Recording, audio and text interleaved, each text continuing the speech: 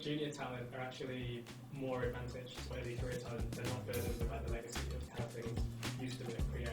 They can sort of start with no conceptions and really embrace all of these tools that are actually massive. People should think about AI like a co-founder. In the same way we have co-founder relationships where there might be someone that's technical, like a technical founder, and a non-technical co-founder. You might have two technical founders or whatever, but there'll be a relationship where they strengthen each other. I think you should be failing with AI first before you do anything without it. Thank you so much, Nad, for joining me. Really excited to have you in the room today. Obviously, I think as well, firstly, congrats on the huge amount that you've raised at Series A at Lovable. How are you feeling with the announcements? Thanks. Really good, actually. It's been...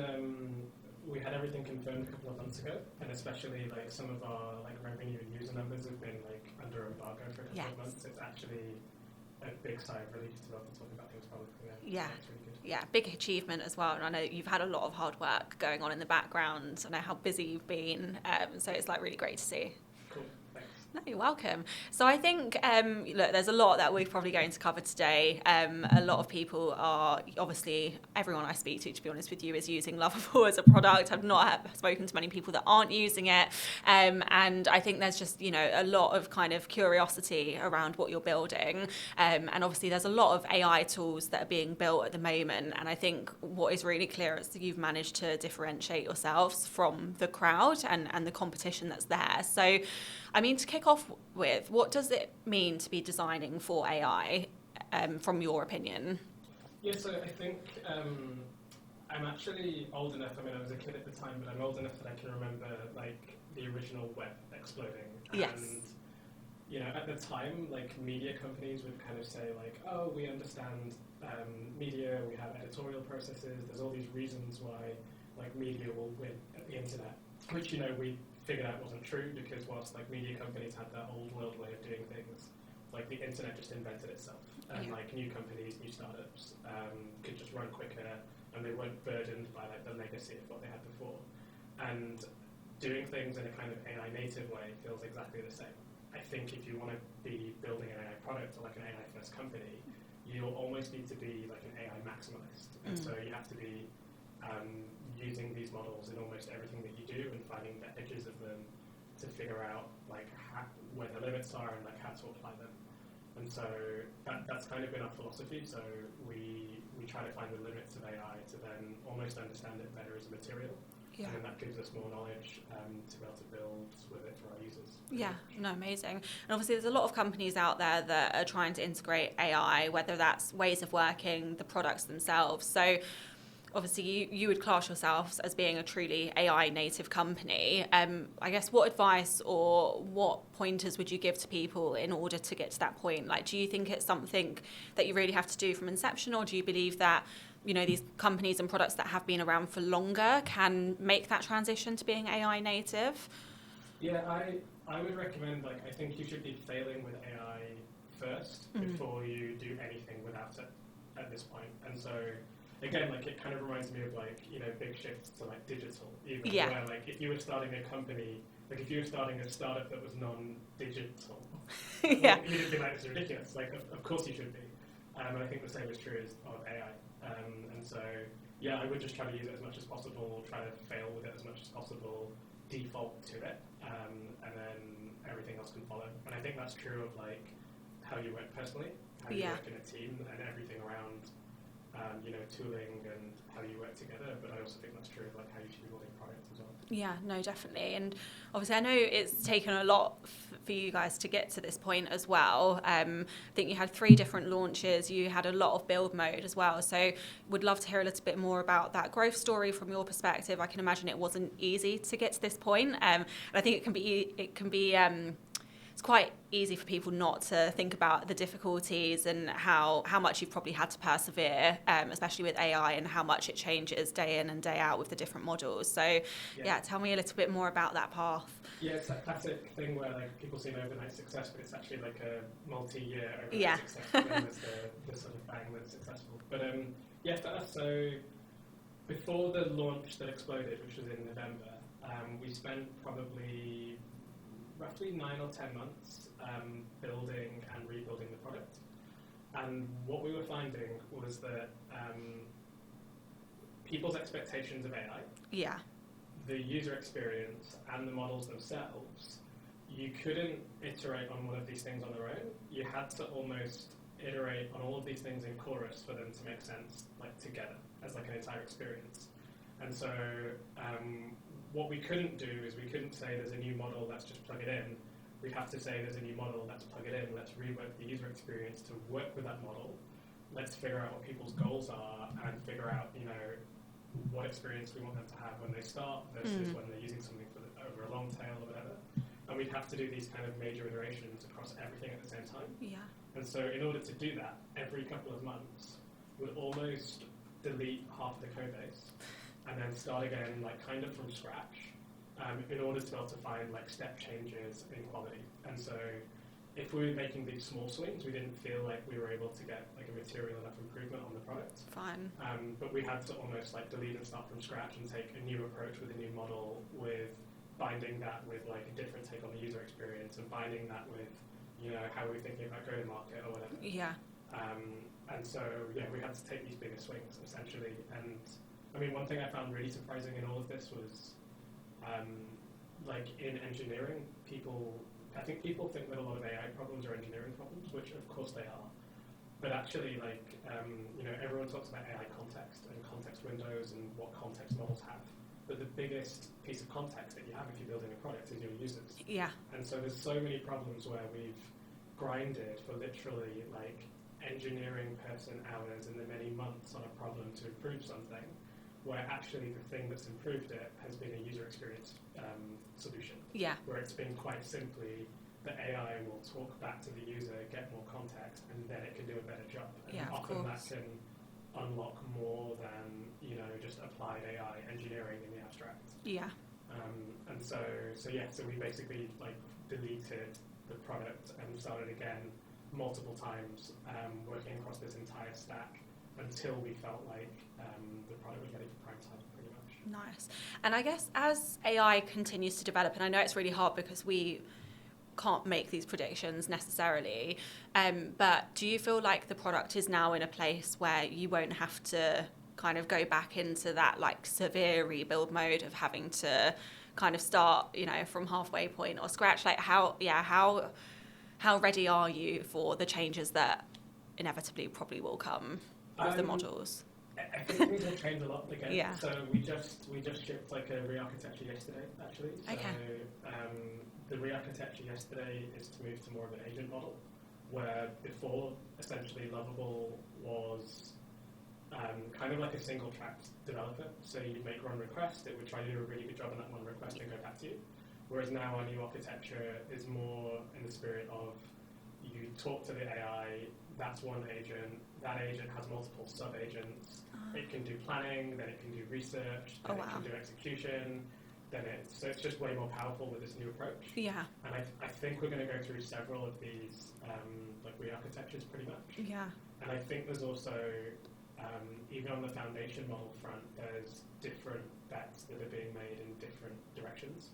And so, for example, every foundation model provider basically says reasoning is going to get way better. So the intelligence of these models are going to get better. What they don't say is that as reasoning gets better, latency gets longer. For a product like ours, it's actually no good if it's more intelligent, but it takes 2 hours to get back to you rather than 5 seconds. Yeah, because it beats the whole point. Exactly. Like it stops being like a real-time collaborator. And that's what Lovable is. And so I think there'll be different breakthroughs in different directions. But what we're really bullish on with AI generally is we see this split happening that's mostly around how synchronous the AI is. Yeah. So on the one hand, like models are going to get faster and cheaper. And so if you pressure test that, I think you get to a point where we have to assume that all AI will be as real-time instant feedback as talking to a person is. So on the one hand, we're thinking about like how do we build services around that, where if the AI is just 100% omnipresent, then what does Lovable do then? Yeah. Completely separately, we know that like more agentic and more reasoning-based models are going to get more powerful at doing like longer-running tasks. So then separately, we think that we need to build services around that as well. Yeah. And so if we think both of those things are true, then we're going to have to build multiple services and multiple architectures around how AI works, apparently. Yeah. And this all sounds like super abstract, but if I zoom out a little bit, this is kind of how communication works between people, right? So if we want to talk, we've got everything from SMS to phone calls to I could send you like a mail if I wanted to, and it would all be communication. And I think the same way you have those different latency dimensions between people, we'll end up with those different latency dimensions between AI as well. And so, yeah, I expect lots of reworking across kind of all of it over time. Yeah, no, definitely. And from the product perspective as well, and I guess the use of it within, obviously, because your user base is very diverse, right? You have everything from individuals that are using it for personal projects getting off the ground through to companies actually using it through to like enterprise levels. So in terms of like the purpose of the product, and the reason I asked this, I heard through the grapevine through a good contact of mine who was interviewing somewhere that they had decided to not go against basically hiring a product designer because they were getting on so well with Lovable. And I know from speaking with you that is not the purpose of the product, but I guess like in terms of how you see it evolving, how teams are working, the roles of product designers, engineers, product managers, how do you advise that this is actually used, and how do you see it improving people's roles, I guess, beyond it's not obviously to replace the roles, but how would you convey that as well? I think that instead of trying to attach personas to AI, and like there's a lot of this where you see like people creating products that are like, I don't know, an AI sales representative or an AI account manager or AI customer service, like whatever. I think that people should think about AI like a co-founder. Yeah. And so the same way we have co-founder relationships where there might be someone that's technical, like a technical founder and a non-technical co-founder. You might have two technical founders or whatever, but there'll be a relationship where they strengthen each other. I think that people should think about AI and a product like Lovable in exactly the same way. Yeah. And so if you are a product manager that has zero design skills, Lovable will help you with that. But equally, if you're a designer who has zero front-end skills, Lovable will help you with that. Or if you're a back-end engineer that hates doing front-end, Lovable will help you with that. And I think people should think about tools like Lovable and AI generally as more like a co-founder, where it's less about, okay, it has this one skill set and then that's going to tick that box. Yeah. But there is this amazing AI generalist that's essentially a tool where it's up to you to choose how to use it. I would put money on the company that passed because they're just replacing designers with AI, doesn't truly understand what designers do. Yeah. In that case. Yeah. So I would suggest that the person you spoke to probably dodged a bullet. Yeah, I agree.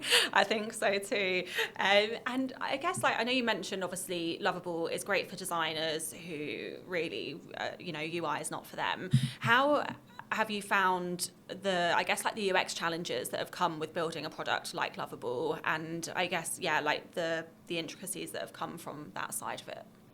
Yeah, I mean, the biggest challenge was that we didn't even know if the product could exist. When we first started, it was genuinely, months of like, okay, we see some promise and, long term, like we were always quite unwavering on our like 7 to 10 plus year view of the world in terms of, as these models get better, like it felt inevitable that at some point the way that you build products with Lovable would be the kind of default of products.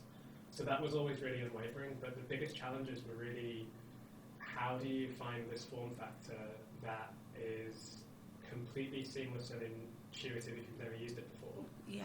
We had other challenges like, how do we even, like when we launched, we had people just, even like they didn't think the product could exist. So we had to kind of convince people that it's not like vaporware. Yeah. Or that the recordings were like faked. Yeah. Or like whatever. And so like that was another like kind of strange challenge. But yeah, it was really just how do we make it feel 100% intuitive out of the box, and how do we do that in a way that doesn't oversimplify to the point of reducing the power of the product as well. And so it was a lot of like figuring out how to make the product like, progressively more powerful and to get more confident with it over time. No, amazing. And I guess from a like user-based perspective, obviously you touch across B2B, B2C, everything kind of from that end in the middle, beyond.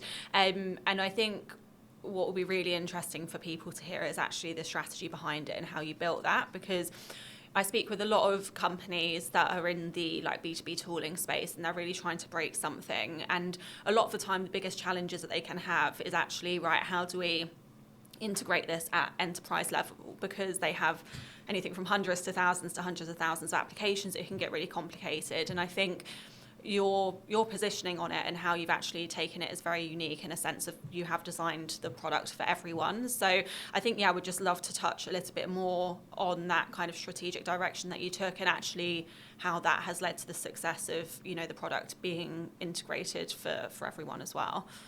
Yeah, sure. So if I start really from the beginning, from even the company inception, the big insight early on that served us really well was that if AI can write code, the question becomes, what's the most useful and impactful implementation of that?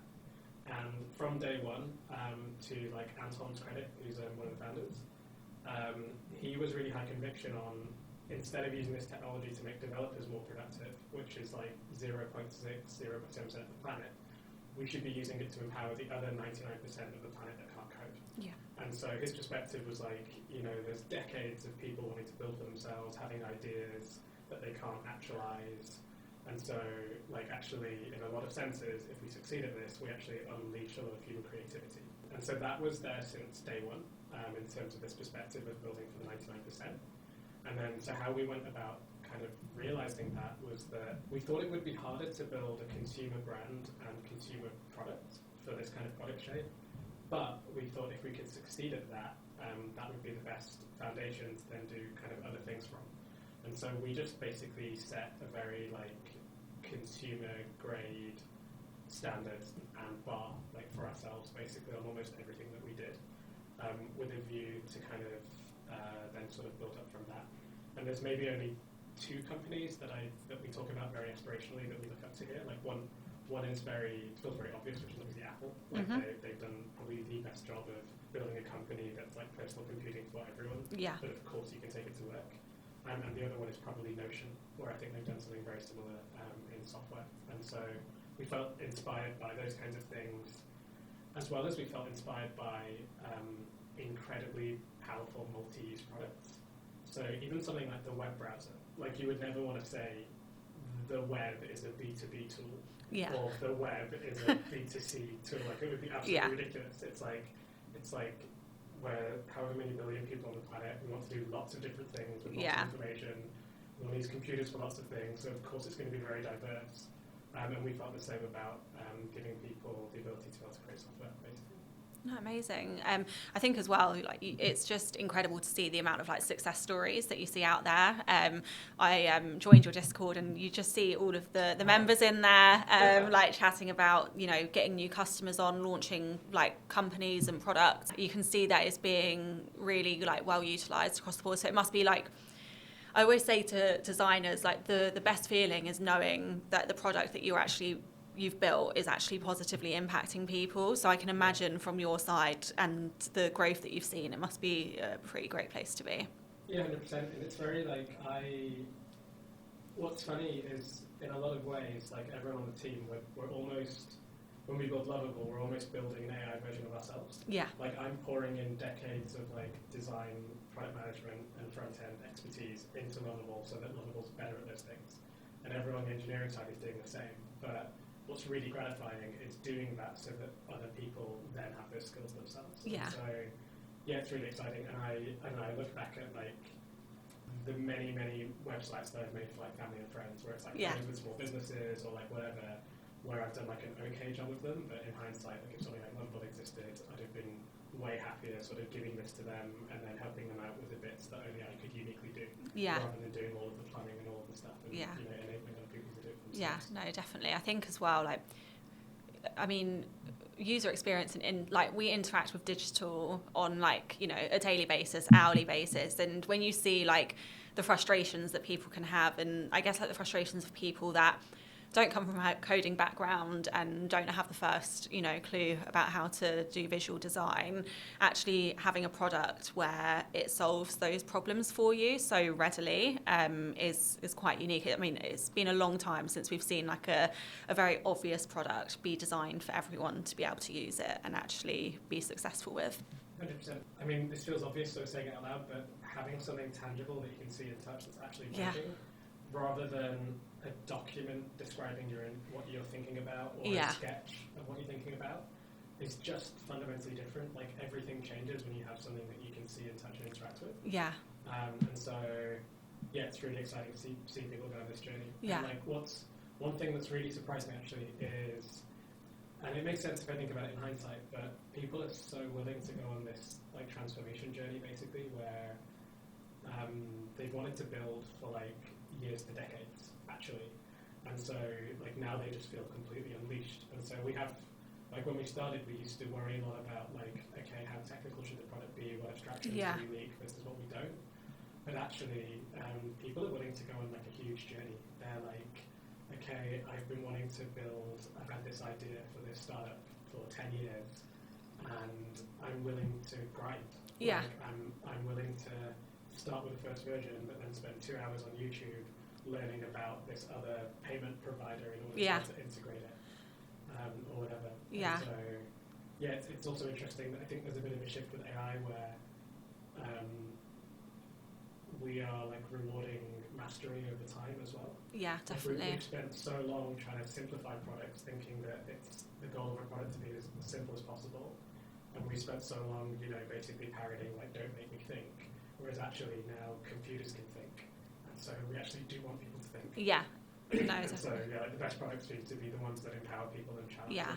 Well, I think as well, it's because your product is in reach and it's accessible and it's doable. It's not something that it requires people to think, but think in like a means of they've actually got the capability to do it, if that makes sense. Whereas if you throw, you throw a laptop in front of someone who's never coded before and say, you're going to learn how to code me a website, it's like, am I really going to be able to do that? Probably not. So I think it's the fact that the product itself is graspable and people want to learn. And I think with AI, I think it's very clear that if you don't get on board with it, you're going to get left behind in whatever means and environment it is. And I think it's actually really encouraged people to go, actually, do you know what, we need to wrap our heads around this and we need to know actually how it can help us and what it's going to impact and lead to, as opposed to not doing that. Yeah, 100%. And in all cases, this should be empowering. Yeah. And I think the best people, not the best people at level because everyone's great, but the best people that I talk to just generally are excited by this. And so it's more of a sense of, wow, I feel incredibly empowered, rather than a sense of like, oh no, AI is going to take away this thing that I used to do manually. Yeah, exactly. I think it's the same with anything though, right? Like when you used to see like some of the releases that even like Figma would do, or like pre-Figma times when, I don't know, you had like Photoshop in it, released new features, and people would be like, like absolutely not. Like it gets met with a bit of kind of like negativity, defensiveness at first, because you really wonder how it's going to impact something. And I think we've almost had that cycle with AI in terms of like, it's going to take my job or it's taking this. And actually now it can be seen positively for what it is. And I'm sure most people can't imagine their life without it now that it's integrated.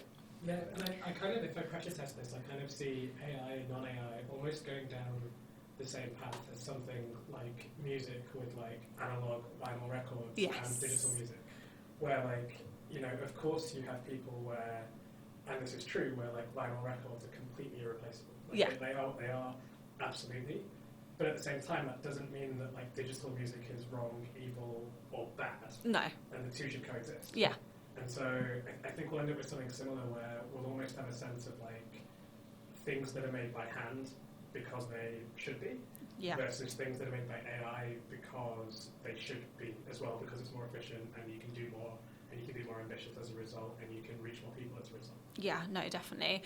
And I think moving on to, I guess, like the topic of how your product is evolving the day-to-day for product designers, managers, engineers. I think naturally with the evolution of these types of products, yes, it takes away the manual work of whatever task it might be, which then obviously frees up time for more strategic work. But I would, really be intrigued to hear from your perspective how the product has shaped, I guess, like even your teams internally, and I guess when it comes to the collaborative nature of how engineers, PMs and product designers work together, how have you seen that shift? And is it a case of now everyone is working strategically together with the time that's been freed up? How do you see those three functions coexisting with the way that the roles are changing? Yeah, I mean, for us, what's worked really well actually has been really indexing on generalists. Mm-hmm. And so the way that we see things is that AI can get you to like an 80% good enough outcome on most things. But 80% is like maybe fine for some things, or maybe fine for some dimensions of things. And in other cases, taking something from 80 to 100 is actually like 10 times more grind than getting that initial sort of first take or whatever. And so the way we think about things is that everyone more or less is a generalist, cross-functionally speaking. So engineers can carry things end to end, and we hire a lot of the engineers are like ex-founders and have really good product sense and things like that. Likewise, a lot of the designers are shipping to production because with AI you just can. The gap's never been smaller. Likewise, Christian, who's our only PM, he's an ex-engineer, and so he understands all of the technical systems incredibly well at the same time as having really incredible product and strategic sense. And so, like, what's winning isn't necessarily this team makeup of designers do this, engineers do this, product managers do that. What's winning is smart individuals who have incredibly good judgment cross-functionally. So if you're an engineer, you have good product sense. If you're a designer, you have good technical sense on how the system should be working underneath the hood, whatever.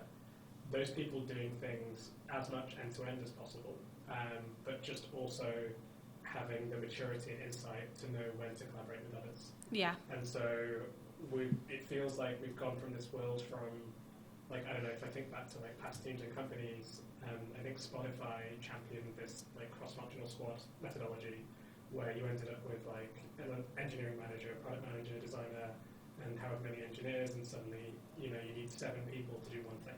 Yeah. And you're kind of always in lockstep with each other.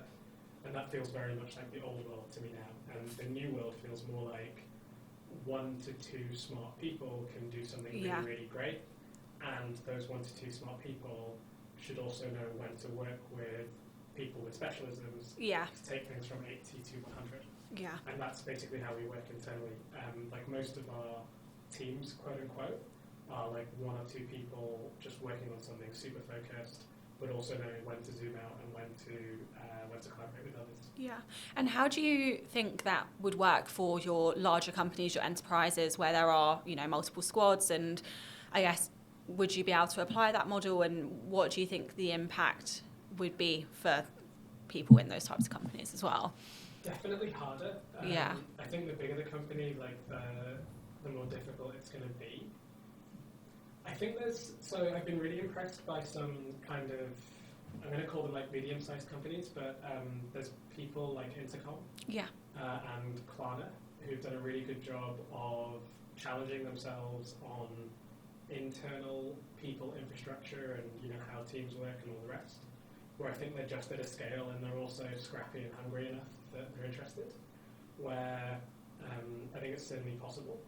But then I also talk to friends who are at like your like Metas and Googles of the world, where they spend 20% of their time in performance reviews, where it's like, okay, our performance review cycle is 4 months, every 4 months, every 6 months, and it takes 4 weeks. So therefore 20% of my like working life is actually on like politics. Yeah. And so therefore actually what I'm not optimizing for is like individual productivity or team productivity. Instead I'm optimizing for the performance management game.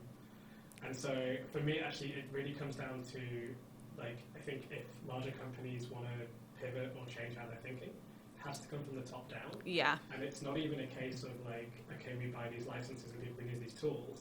It's like, how does the entire machine work from onboarding through to cultural points, through to expectation setting, through to internal incentivizations, through to performance management, and you need to re-engineer the whole thing. I think. And so, definitely.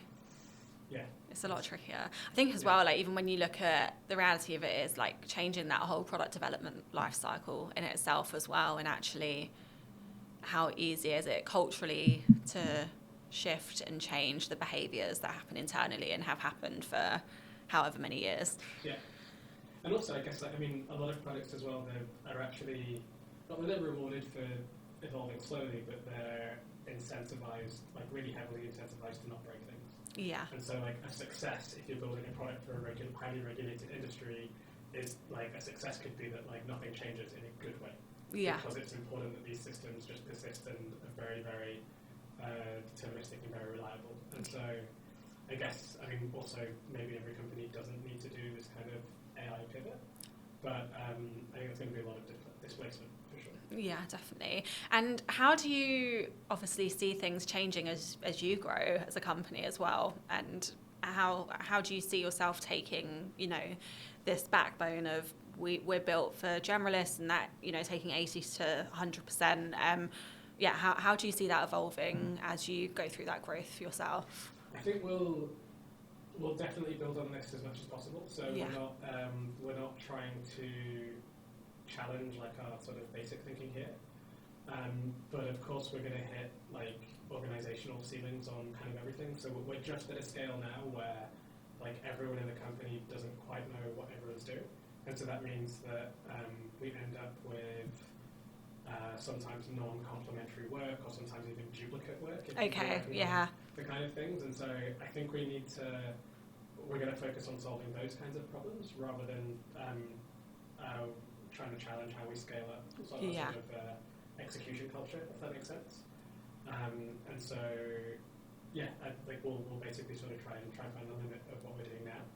But more specifically on design, the way that I'm thinking about things is that there's a few specialisms that I want to get into the team where, I don't know, as one example, like drawing custom iconography is like one skill that we just don't have on the team right now. Like I've always hated working with pen tools, so does everyone else on the team. And so there's a few things like that where, as we add more people to the team, I want to make sure that we have more of those skills in-house. Yeah. But once we've got, all of those major specialisms internally, then I think we can, with that in hand, we can just continue to hire more generalists, basically. Yeah, no, definitely. I think, there's always going to be a place for particular specialisms because that is naturally, the world that we live in, and the reality of it is that you do need certain things. And I think it's really down to companies to assess, right, what those specialisms mean for them and what they are. And then, like you say, I mean, we've seen it ourselves. The trend to hiring generalists is very clear. It's been there for quite some time now. But I think, like you say, there's always going to be a place for those particular specialisms in itself. Yeah. And I guess on the topic of how, these types of products are changing, every day for people, we see a lot of talk and a lot of discussions around how it is impacting junior talent and accessibility into certain specialisms and actually being able to get, on that career trajectory in itself. How are you seeing the world for junior talent be implicated? Obviously, I know there's a lot of people out there that have younger people that are using AI tools and have never known a world without AI tools. What do you see the benefits and also the difficulties in the market at the moment? Yes, I actually think that junior talent are actually more advantaged. So, I mean, as you were saying, that junior talent don't have, or early career talent, they're not burdened with the legacy of how things used to work pre-AI. They can sort of start with no conceptions and really embrace all of these tools to their absolute maximum. And we're seeing that almost daily. So we've got a really funny kind of age distribution internally where we have a lot of early career people who are very, very early 20s. Actually, we've got two 17-year-olds as well, wow. who are literally one of them's like still in high school or something in Sweden. I don't quite understand how he's in the system. But so we've got really, really young and early talent, and then we've got like more seasoned talent, should we say, like on the other end, but we're almost missing like the mid-level. Okay, yeah. And there's a lot of things where like the early career talent can just run circles around everyone else because they're just way hungrier and they just default to trying new ways of working. And so I think if I was somebody in early career, I would try to lean into that as much as possible.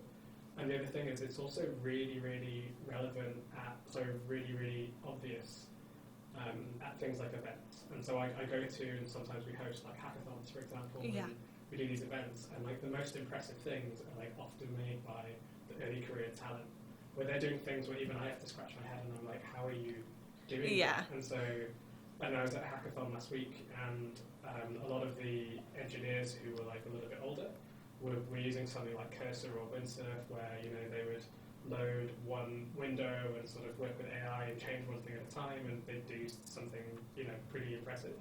But then I was looking at some of the younger talent, and they would have like multi-agent windows where they would have like 6 different windows at the same time. Oh, wow. They'd have 6 different AIs doing 6 different things. Yeah. And like so they're just on another dimension entirely. And so I would encourage like early career talent to just try to be as ambitious as possible and just try to lean into the bleeding edge as much as possible. Yeah. And then I think you'll be in a really good spot. I do think there's like a real challenge here though, which is that from a hiring perspective, it's actually often riskier to hire early career talent. And so, any time that we're thinking about headcount, we tend to default to, what's the best thing for the company? Well, normally it's bringing people in who know what they're doing. And so we're not at a scale yet where we can formalize like how do we grow and nurture early career talent. Yeah, of course. But thankfully there are great companies that do that, and I'm sure that we'll get better at this over time. Yeah. But I think that's the challenge, it's just the reality that there's probably less early career opportunities. Yeah, definitely. And it's interesting you said as well that the thing that's missing for you is that mid-level talent. I'm not surprised because a lot of companies and people that I speak to and leaders, they, the thing that they actually surprisingly struggle with a lot is that kind of mid-level, that sweet spot of 3 to 6, maybe a bit longer years of experience. Do you think the reason is because of the fact that we've got AI tools that are kind of taking the manual tasks away, which typically would be the responsibilities of a mid while they were learning the more higher level stuff? Like, what's your take on it in terms of what you're seeing? I think so. I think our experience might be different to most companies on this one. So the reason why we have less mid-level talent is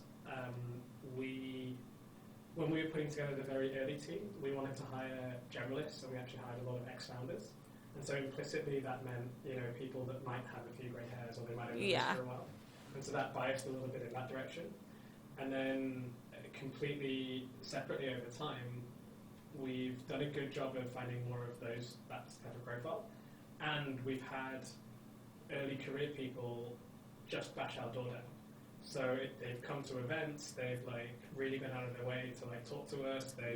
It's impossible to hide from them. Yeah, exactly. And they've just been really impressive across all of those kind of softer dimensions. And so those two dynamics have happened like in parallel. Yeah. And then I guess if I was to sort of force myself to build a hypothesis around this, I think whenever I see like a lot of mid-level talent coming in, a lot of the work or like perspective on work just feels a little bit less opinionated somehow. It's like it's almost like I've done a few years of this and I just want to do a few years more of it. Rather than I've done a few years of this and the whole world is changing, and so therefore let's pivot my perception of it. Whereas I kind of get that pivoting from like people who are more experienced. And I just haven't seen it as much from mid-level. Yeah, potentially a bit less willing to take those risks. In itself as well. Which kind of makes sense, I guess, if you've like had a few years of career and you're looking for your next few years of career, you probably want to just try and build on what you've done. But I think the reality is like everything's changing, and so workflows are changing, expectations are changing. So no, definitely. I think it will be really interesting to see how this continuation happens and how it impacts the market. And I guess like going back to Lovable as a whole and company and product, obviously EU based startup, typically, you know, we see it anyway. Obviously there's a lot of great EU talent that's coming through, but majority of startups are, you know, Valley based and US based. How do you feel like being an EU startup has I guess like changed the trajectory for you guys and positioned yourselves in a bit more of a unique spot compared to potentially some of your competitors? Yeah, I mean, there's like multiple dimensions on this, I think. So one is like no surprise to anybody that lives in Europe that like the talent here is insane and like, often slept on as well, right? And so like I think we need to be very, very confident in that and completely stamp out any mentality that like the best people go to the Valley, right? It's completely not the case whatsoever. So on the talent front, I actually think it's an advantage in some dimensions to be based out of Europe, as long as you know how to hire and you know how to find people and all the rest. The other thing where it actually feels quite advantageous is in perspective. And so when we first started, most of our competitors were startups in the Valley that would effectively end up building for other companies in the Valley. And so it's very much like AI developers using AI to build AI tools for AI teams or AI developers. Yeah. And we found the kind of being external and having a global perspective really advantageous. And so there's maybe a parallel with something like Figma and Canva, where like Figma is very much a Silicon Valley darling. It's for like professional product designers doing design based in the Valley. Canva, headquartered in Sydney, Australian company, like there's like 2 known Australian startups with Canva and Atlassian, and that's it. But it's how the rest of the world designs. And, you know, Canva's market cap is, I think, 4 times Figma's. And so, like, it's insane. And so yeah, we find the perspective really helpful. So, you know, again, coming back to this point of, you know, building for the 99% rather than the 1%. Yeah. The 99% of the planet aren't in Silicon Valley, and so good for us to have that global perspective. But also, I won't shy away from it. It has made a few things harder as well, and so, I mean, we are successful enough now that you know we don't really struggle with fundraising. But and you know, thankfully, our earliest investors had like unwavering confidence in us as well to be able to get off the ground. But we would just hear a lot that we just can't succeed out of the Valley, and so. You know, a lot of pushback from investors, a lot of pushback from partners and stuff like that. But I think, you know, now we've proved that it's possible, and so the trajectory is just completely different. Yeah, no, definitely. I think, like you say, the talent that you get in Europe is just, it's insane. And I think as long as companies can have that flexibility as well, in terms of like hybrid office working, and that's not to say not having that in-person time, because it's so important for startups, for the culture that you're building. But I think even, for example, for your company, knowing that you can spend 1 week of a month, or other people can do that, as long as, you know, it's talent that you absolutely do not want to miss out on, and you'd be crazy to turn it away because they can't live in a set country and do 2 days a week in the office. Yeah. I think when companies and startups have that flexibility and that mindset as well, it just completely changes the playing field in terms of what you can attract. Yeah, 100% agree. And like, we'd much rather have the best person in the world at one given thing, and figure out how to make that work than not, like, pretty much. So. Yeah, no, definitely. And I think kind of like to finish up on how are you feeling about the future of product design and I guess like its evolution? Like, do you have any, I guess, particular insights or inclinations in terms of how our world is going to continue to change? Yeah, I mean, fundamentally excited about all of it. Like, I feel as excited as I did when I first got started, like a few decades ago even. And everything's changing all the time in like a very energizing way, I think, because it just means that there's more things that you can do and like new things to discover. But the sort of trajectory that I see us on, and what I'm really bullish on, is that we're going from this world where designers were contained to this canvas, and your deliverable was this canvas, and it was this picture of something, or this idea of something, or this concept of something.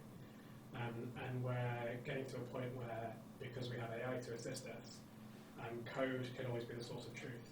Yeah. And that's so empowering for absolutely everyone, in a way that I think we should really be embracing. And so, like if you look at developers, developers have like IDEs, like independent development environments, where the reason every development environment can be independent is because everything's just the same source code under the hood.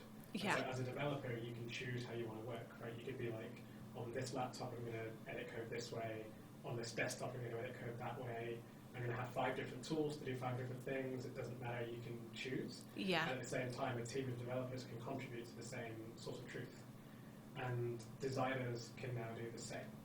And so that's huge. And so I think we can go from this world of like, okay, we create pretty things in our like walled garden of a design tool on this canvas, to instead actually, as a designer, we work with the same materials that our customers experience and our users experience.